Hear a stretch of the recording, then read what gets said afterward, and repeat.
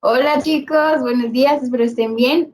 Pues bueno, hoy vamos a hablarles del modelo pedagógico para la educación en derechos humanos de la Defensoría del Pueblo. El grupo está conformado pues por mí, Claudia Rodríguez, Daniela Serrano, Julio Piñeros y María Paula Silva. La presentación va a estar dividida en 4 momentos que corresponden a las 4 unidades en las que el documento pues está dividido.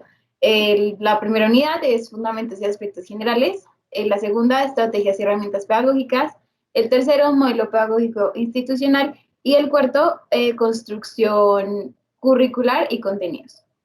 Entonces, pues vamos a empezar con mi compañero Julio.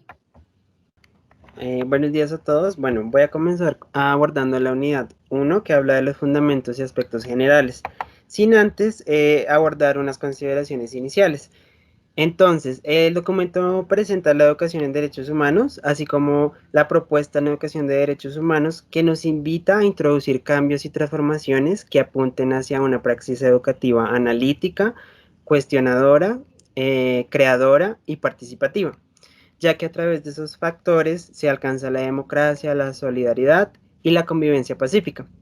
Asimismo, la función de la Defensoría del Pueblo radica en la promoción y divulgación de los derechos humanos y el derecho internacional humanitario, labor que ha realizado de manera continua por medio de diversas estrategias y múltiples escenarios.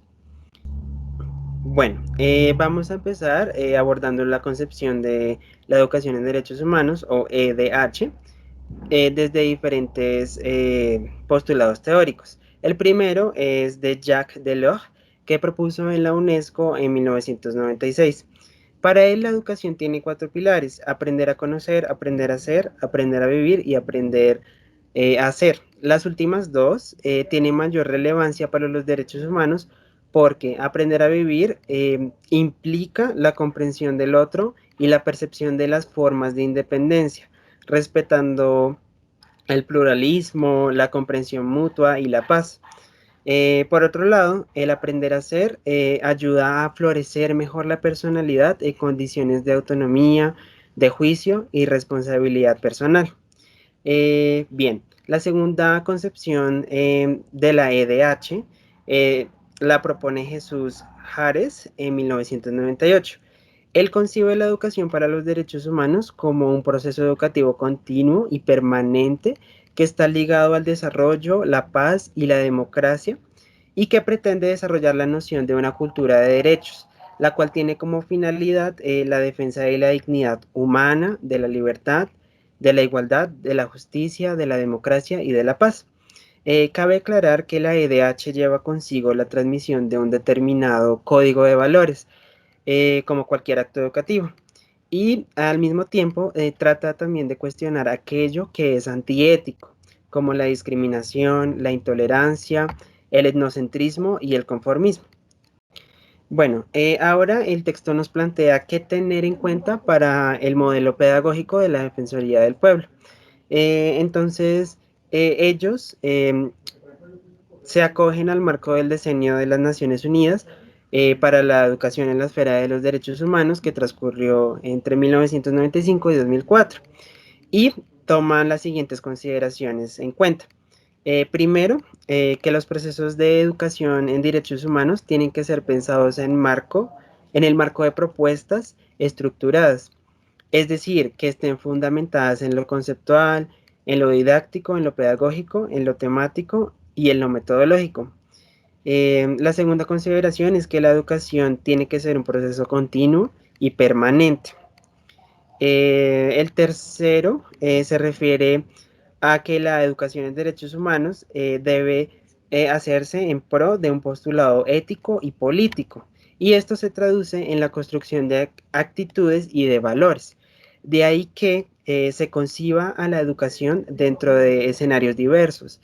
Esto puede ser en escenarios académicos, no formales, informales, y por eso es que propicia acciones de difusión e información como una manera de generar sensibilización y motivación. Bien, voy a continuar ahora con los antecedentes para dar un marco de la EDH en Colombia. Primero, la EDH se ha fundamentado principalmente en la educación no formal, más precisamente en el enfoque de la educación popular. Em, La influencia en lo no formal ha logrado trascender en prácticas de lo formal a medida del tiempo. Y esto lo podemos ver en diferentes iniciativas en EDH. Entre ellas encontramos el Movimiento de Educación Popular Fe y Alegría, FECODE, y las diferentes experiencias de innovación pedagógica en la escuela formal, como lo son la Escuela Pedagógica Experimental, el Colegio de la Unidad Pedagógica, entre otros. Asimismo, también la EDH ha tenido unos instrumentos legales que dan cabida y sustento. Estos son en primera instancia la Ley 115 de 1994, que en el artículo 5 promueve el desarrollo de la personalidad y de la formación en el respeto a la vida. Asimismo, también encontramos que en el artículo 13 se presentan diferentes áreas fundamentales que promueven la EDH, las cuales son constitución política, democracia, ética y valores humanos y las ciencias sociales, como lo podemos apreciar en la siguiente diapositiva en la figura 1. Bueno, cabe aclarar que la Defensoría busca promover como eje estructurante la EDH. Sin embargo, pues hasta el momento, como lo pueden ver en la tabla, solamente se ha enfatizado en las áreas fundamentales. Bien, por último, en 2004 el Ministerio de Educación Nacional estableció los estándares para las competencias ciudadanas que abarcan tres dimensiones. Como lo podemos ver en la figura 2, la primera es la convivencia y paz, la segunda es la participación y responsabilidad democrática y la tercera es la pluralidad, identidad y valoración de las diferencias. Ahora vamos a proseguir con las modalidades de la EDH. Entonces, la EDH se identifica primordialmente con las pedagogías críticas y constructivistas. Esto significa que su acción educativa se enmarca en criterios que permiten que los ciudadanos no solamente conozcan y comprendan la realidad de sus problemas, sino que se empoderen para participar con autonomía en la transformación de estas causas. Por esto, es necesario encontrar modalidades educativas que se enmarquen en procesos de más larga duración y que promuevan la articulación de los diferentes saberes con la comprensión y transformación de problemáticas que vulneren los derechos. Es así como la Defensoría del Pueblo propone la modalidad de los programas. Entonces, esta modalidad es la más utilizada y de ahí se infiere que la Defensoría prefiere trabajar estos programas educativos porque admite desarrollar procesos de larga duración con la intención de impactar la formación de diferentes grupos poblacionales. Así como lo podemos ver en la figura 3, pues son dos ejemplos de descripciones de dos programas de la Defensoría del Pueblo. Ok, otras modalidades que utiliza la Defensoría son los proyectos, las cátedras, los diplomados y las jornadas de capacitación. Es importante remarcar que cada modalidad debe definir sus objetivos, propósitos y metas, así como las líneas temáticas de la de la acción educativa. Como lo podemos ver en la figura 4, que pues son unos ejemplos de diferentes programas y diferentes modalidades con sus propósitos y objetivos. Vale, ahora seguimos con la unidad 2. En esta se tratan las estrategias y herramientas pedagógicas enfocadas en hacer posible la educación en derechos humanos, principalmente en el ámbito de la educación no formal. Bueno, entonces para esto es importante remarcar que la pedagogía tiene como tarea y función principal analizar y resolver los problemas de la educación. Sin embargo, estos no se abarcan desde un discurso simplemente teórico, sino también desde un discurso político, ético, que dé herramientas para hacer del acto educativo un acto cultural, político, humanitario y emancipador. Por esto, el trabajo de la Defensoría del Pueblo en cuanto a la educación en derechos humanos se ha centrado en las prácticas de la educación no formal, pues esta se enfoca, se dirige hacia las comunidades que han sido afectadas por diferentes violaciones a sus derechos humanos. Bueno, aquí educación en derechos humanos en la educación no formal, se trata de una educación que se desprende de los paradigmas tradicionales de la misma, o sea, el autoritarismo, el individualismo, la competencia, el machismo, etcétera, y toma como base de la educación crítica la democracia, la participación, el respeto por las diferencias, la construcción colectiva de sentidos y de proyectos, todo partiendo de la vivencia y la defensa de los derechos humanos, pues estos son vistos, son concebidos como una condición fundamental para promover la convivencia y la paz entre las personas. Vale, desde los puntos más relevantes de esta unidad tenemos los referentes pedagógicos para orientar la educación crítica. Entonces, en primer lugar, encontramos la deconstrucción y la reconstrucción de prácticas y saberes.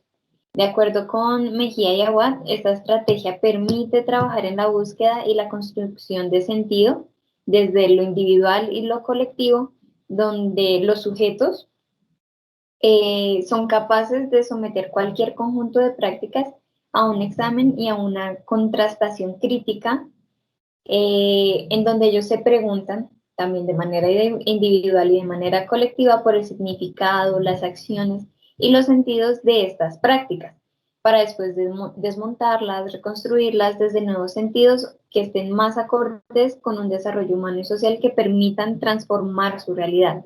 Después tenemos el diálogo de saberes. Esto es una intercomunicación que recupera el sujeto y niega su cosificación, su adoctrinamiento y todo tipo de ejercicio de poder que busque su sometimiento. Aquí existe un reconocimiento del otro y de la otra, o sea, de sus diferencias, saberes, creencias, y todos esos saberes entran en diálogo con otros saberes ya predispuestos para que a partir de estas diferencias se creen acciones para fortalecer la dignidad humana y el bien común. Para esto mismo, para el diálogo de saberes, los educadores en derechos humanos deben reconocer que no hay saberes absolutos, sino muchos saberes que se cruzan para enriquecerse y para complementarse. En tercer lugar, tenemos la formación en y para la vida. Esta se refiere a que los conocimientos no deben ser acumulativos ni memorísticos, simplemente que se puedan aplicar dentro de la academia, sino también deben poder aplicarse y entrelazarse a la vida del sujeto.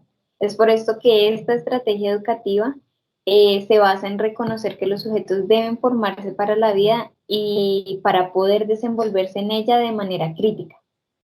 Después nos encontramos con la participación demócrata. Aquí el educador debe facilitar el diálogo entre saberes, conflictos, experiencias, para formar ciudadanos que cuestionen la democracia que llevamos hoy en día, partiendo desde el reconocimiento primero de la colectividad y la identidad, y segundo de la importancia de la convivencia social, todo envuelto en el marco de los derechos humanos. Por último, en términos de los referentes pedagógicos, nos encontramos con la investigación, acción, transformación. Esta se enfoca en comprender los fenómenos, problemas y necesidades de la comunidad para que el sujeto, el estudiante, el sujeto que aprende, asuma un rol activo en la resolución de esas problemáticas y necesidades a partir de sus saberes, los saberes adquiridos durante el proceso de formación, para que no solo reconozca cómo, quién y por qué se viola un derecho humano, sino cuáles son las alternativas para su protección y su reivindicación. Bueno, en esta misma unidad, en la unidad 2, se ofrecen estrategias de intervención para implementar la educación de derechos humanos. Estas parten desde el artículo 13 de la Ley 115 de 1994, en donde se estipula que para todos los niveles educativos, preescolar, secundaria, básica, media, bueno, es una necesidad formar en derechos humanos. Y bueno, de ahí parte la importancia de los proyectos educativos institucionales, pues aquí la Defensoría del Pueblo puede usarlos como un escenario o como un medio, puede usar el IPI como un escenario, un medio para incluir los derechos humanos de acuerdo a las necesidades y a las aspiraciones de cada institución educativa, donde se incluya, bueno, las necesidades de los padres de familia, también de los estudiantes y de los maestros. Otra estrategia para incorporar la EDH en los proyectos es en los proyectos pedagógicos y los planes de estudio. Bueno, hay que tener en cuenta que el proyecto pedagógico es una actividad dentro del plan de estudio dirigido a la solución de problemas cotidianos seleccionados para tener una relación directa con el entorno social, cultural, científico y tecnológico del alumno. Así que ambos, el proyecto pedagógico y el plan de estudio, constituyen otra oportunidad para desarrollar los procesos de educación en derechos humanos, principalmente porque estas se reconocen entre los maestros y las maestras como lo que constituye elementos articuladores que hacen viable el PI. Estos constituyen una manera más fácil de abordar la creación de un PI.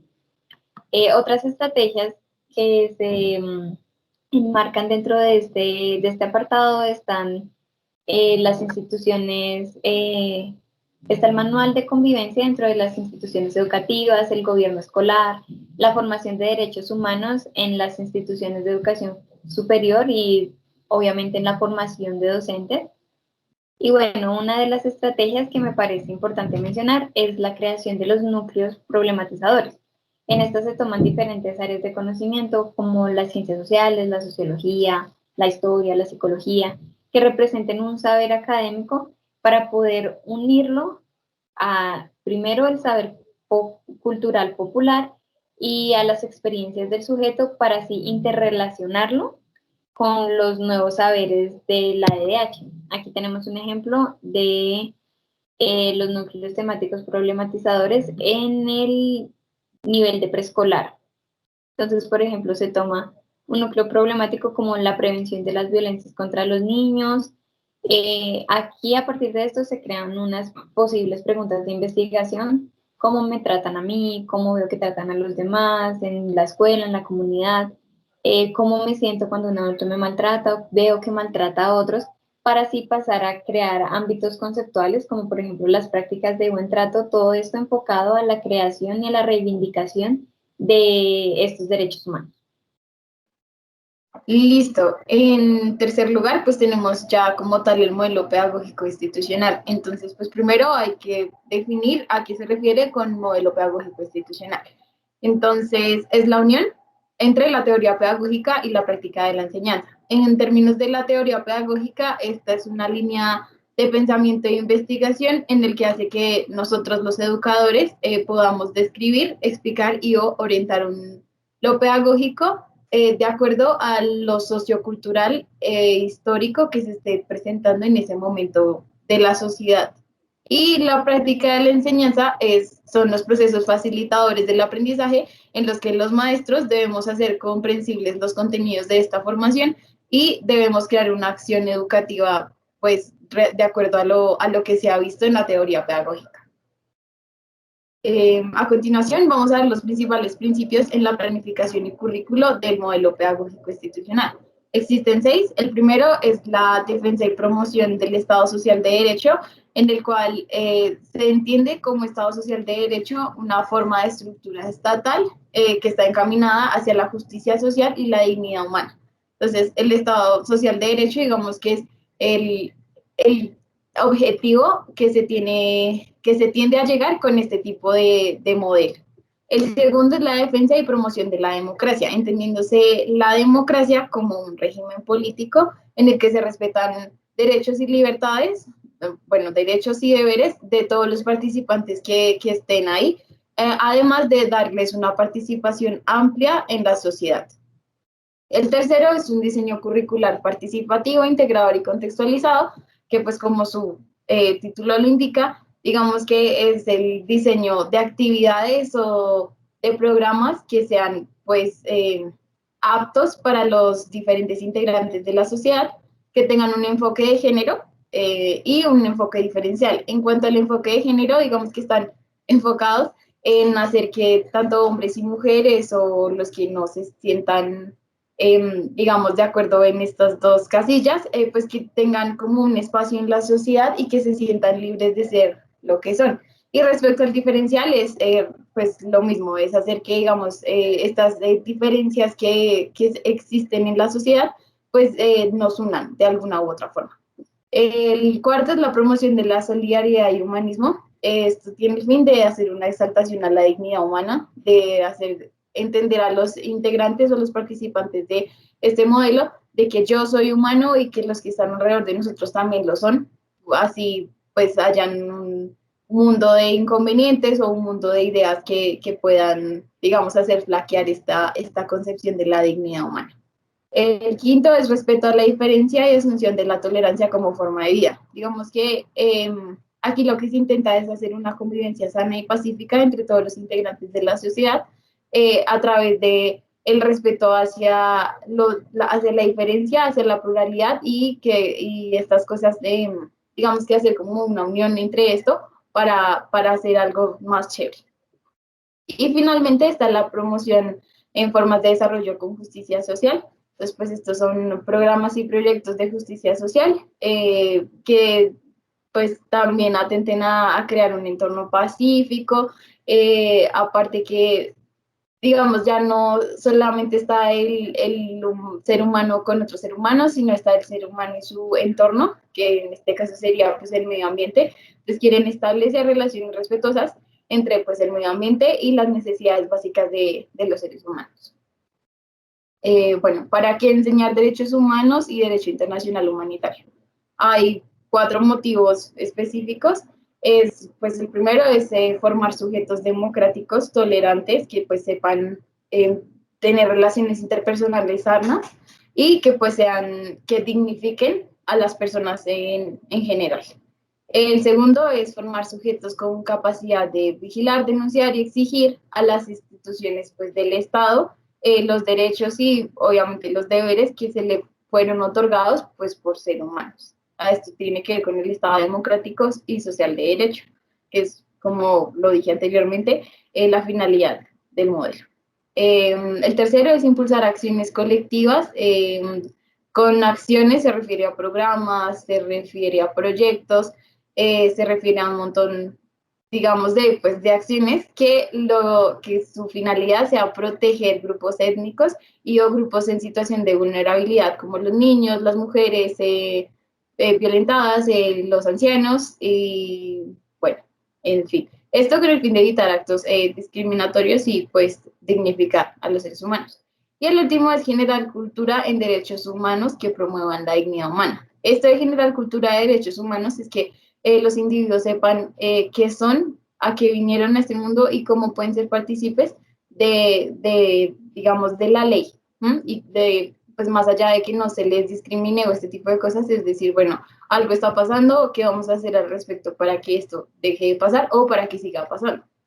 Listo, entonces hay núcleos temáticas problematizadoras que pueden, digamos, funcionar en el aula de clase o en el espacio de formación. Depende de la población, grupo o institución en el que se vaya a hacer esto. Entonces, bueno, aquí hay varios ejemplos: afrocolombianos, gente privada de la libertad, población juvenil, digamos, podemos tomar la población LGBTI. Los núcleos temáticos y problematizadores pueden ser como prácticas de discriminación y violencia contra la población LGBTI y legislación nacional e internacional para la protección de los derechos de la población LGBTI, entre otros. Entonces, como pueden ver, los núcleos temáticos dependen de la población a la que se le va a dar. Pues claro, uno puede hablar con la población juvenil sobre todos estos, pero a la población juvenil lo que más le toca en ese momento es, digamos, esto. O digamos a la población LGBTI, pues más allá de poder hablarle de todo esto, pues digamos que ellos están enfocados en sus derechos humanos que están relacionados con lo que está aquí. ¿Cómo y con qué enseñar? Pues hay 3 formas, bueno, no 3 formas, 3 pasos para cómo y con qué enseñar. Entonces, el primero es el dominio conceptual. Esto puede hacerse a través de lecturas de los temas relevantes, a través de unidades didácticas constructivistas y una participación activa en derechos humanos, es decir, que ellos sepan el tema de lo que se está hablando y cómo pueden hacer partícipes activos del mismo. El segundo es una orientación, una información relevante. Como lo dije anteriormente, es importante establecer cuál es la población para saber cuál es la temática que se va a abordar. Esto pues obviamente tiene que ver con una apropiación y con una evaluación, heteroevaluación, autoevaluación y coevaluación, pues que digamos permita establecer cómo se están dando este tipo de aprendizaje respecto al contexto que está alrededor de los estudiantes y pues lo que está afuera, ¿no? Y el último es la evaluación, que es sistematizar la producción pedagógica. Esto es para saber si los estudiantes o, bueno, los sujetos que están aprendiendo pueden, digamos, que establecer relaciones respecto a la situación actual con la que están pues afrontándose y con lo que se les está enseñando. Acá hay unos pasos para una programación de unidades didácticas, son pues varios momentos, hay 5. El primero es la creación más o menos de un FODA, que es como una matriz de fortalezas, oportunidades, debilidades y amenazas. Entonces aquí pues definición de propósitos y capacidades a fortalecer en el grupo. Luego el momento 2, cartografía social. Entonces un diagnóstico y una delimitación de la población y de lo que se está viviendo en ese momento, pues para saber qué temas se puede tratar y cómo vamos a hacer. El momento 3 es saber más para hacer más. Entonces, es una elaboración de un plan de investigación y selección de contenidos. Entonces, bueno, ya cuando se sabe quién es la población, qué es lo que está afectando, entonces vamos a decir, bueno, cómo lo vamos a investigar y qué vamos a hacer al respecto con esta problemática que se nos está presentando. El momento 4 es un conducto regular. Con conducto regular se refiere, listo, ya sabemos quiénes son, ya sabemos cuál es el problema, entonces, ¿cómo podemos hacerlo legalmente? O sea, esto, digamos que más allá de crear proyectos o cosas superfluas, es acerca de crear algo que sea legal, algo que sirva más allá de la misma población, sino que pueda servirle a todas las poblaciones que estén pues viviendo este tipo de discriminación, digamos los LGBTI o los niños o las mujeres o bueno, todo depende. Y finalmente el momento 5 se puede decir que es como el de los más importantes, pues porque es el producto y es el qué, para qué y cómo, pues recogiendo toda esta cuestión y es una investigación-acción. Entonces, bueno, ya sabemos qué es lo que está mal, ya sabemos cómo actuar, entonces, pues, digamos, qué acción podemos hacer para que estas cuestiones mejoren y no se vuelvan a repetir. Bueno, ahora vamos con la unidad 4, pues se llama construcción y contenido curricular. Dado que el modelo pedagógico de la Defensoría del Pueblo orienta el quehacer educativo en cuanto a los servidores públicos en el territorio nacional, esta materialización de esos ideales pedagógicos y de esos derechos humanos se denomina el currículo. El currículo es el plan de estudios general donde se concentran todas las concepciones que determinan los objetivos específicos de la educación escolar. Aparte, aborda, el currículo responde a las preguntas sobre el aprendizaje y la enseñanza de manera que desde una propuesta constructivista en EDH se hace necesario definir qué o cuáles son los contenidos conceptuales, procedimentales y actitudinales que se pretenden enseñar a los sujetos. También determina las maneras de formación, define la forma del contenido, estructura y secuencia, para garantizar como un ejercicio problematizador con la realidad y no solo quedarse en los términos teóricos. También busca soluciones no violentas, enseña ideas públicas y ideas de líneas públicas que permitan como garantizar esos derechos que todas las personas tienen. El currículo aborda el proceso pedagógico desde temas generadores de preguntas, problemas, también tiene que, el diseño curricular debe contemplar los objetivos, los métodos, los recursos y las formas de evaluación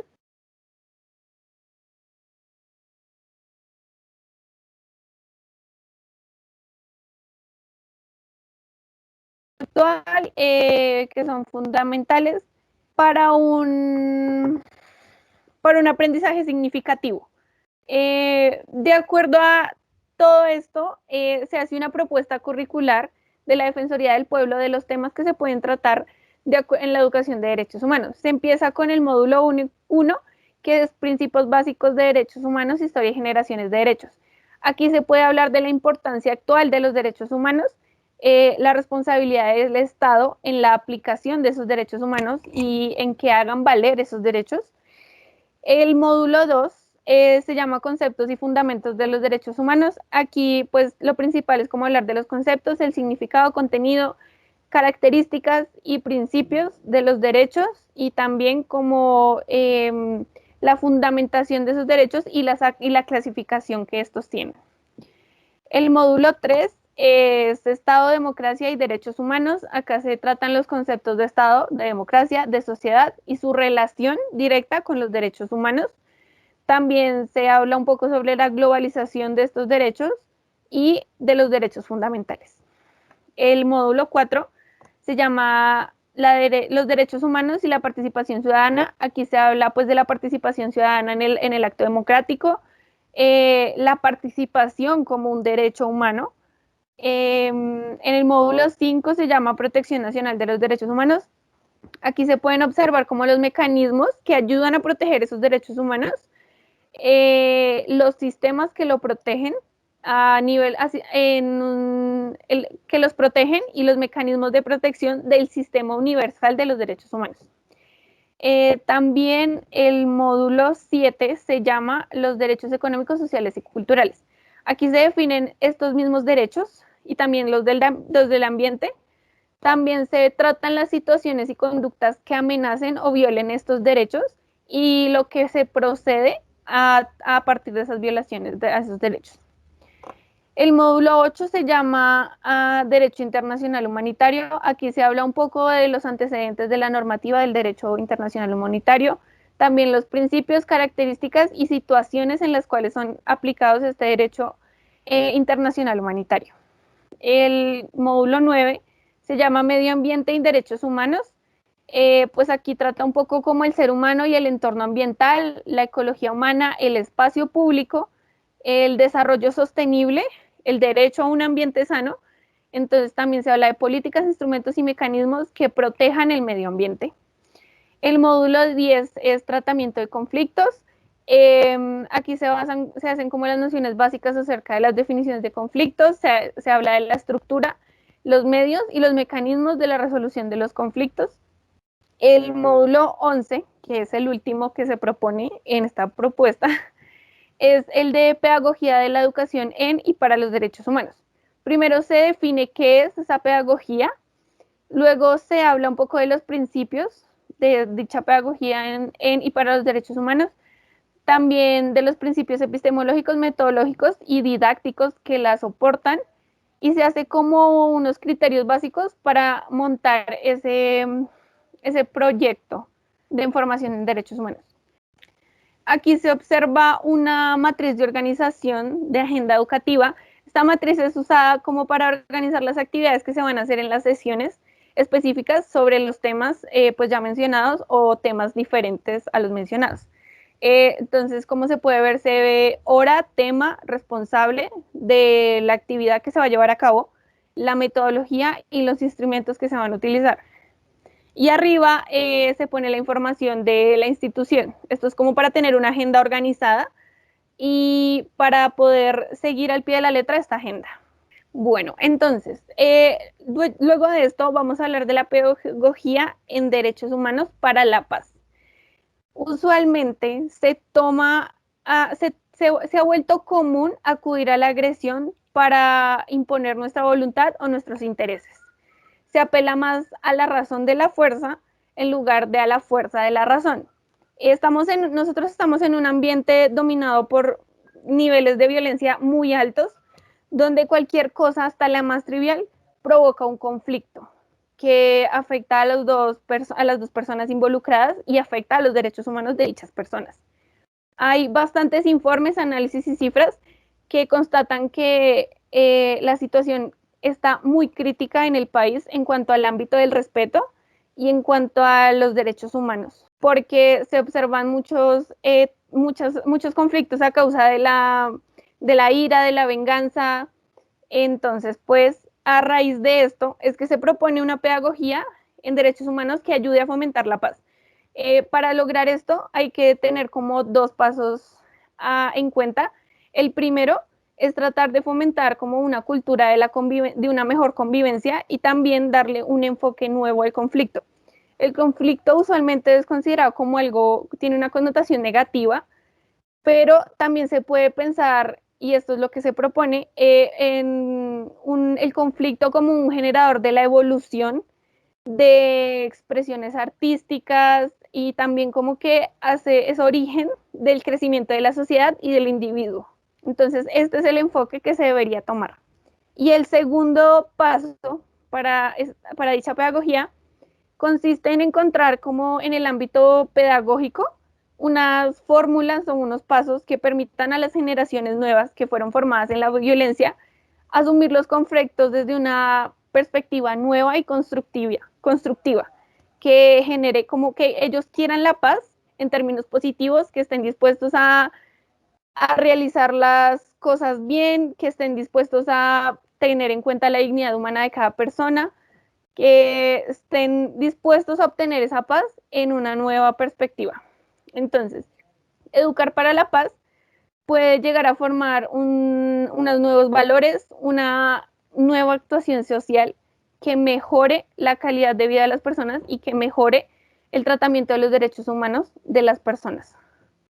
Bueno, chicos, entonces, a modo de conclusión, digamos que, bueno, pues vamos a tiene que ver con nosotros siendo profes de lenguas y pues con nuestro contexto educativo. Pues nosotros, más allá de ser profes de lenguas o de pues un conocimiento específico, siento que vamos a ser profesores y que por lo mismo debemos estar enfocados en ser humanos, ¿no? Y digamos, este modelo pedagógico institucional lo que nos hace caer en cuenta es que vamos a trabajar con seres humanos que tienen pues cierto tipo de problemas, que es una población determinada, van a tener conflictos, van a tener, no sé, problemas y pues por lo mismo tenemos que saber cómo manejar este tipo de situaciones. Además, mientras leíamos el documento, pues los cuatro nos dimos cuenta de que este tipo de educación no se da muy a menudo, pues en Colombia, no sabemos si en otros lugares sí, pero al menos aquí no se sabe cómo el conducto regular o qué proceso seguir si alguien está quitándome mis derechos o si alguien me está haciendo hacer cosas que no deberían de ser. Esto nos sirve para qué? Para crear una sociedad o pues más allá de crear, como para fomentar en la gente que está pues a nuestro cargo este tipo de conciencia social que pueda dignificar el ser humano como tal y que pueda tener unas relaciones interpersonales e intrapersonales pues que sean mucho mejores con el mundo. Entonces pues esperamos que esto lo puedan implementar en la educación, que esto se pueda hacer de forma articulada con nuestro conocimiento específico, ya sea en inglés, francés, en lingüística o en lo que sea, pero pues que pueda servir un montón. Gracias por su atención.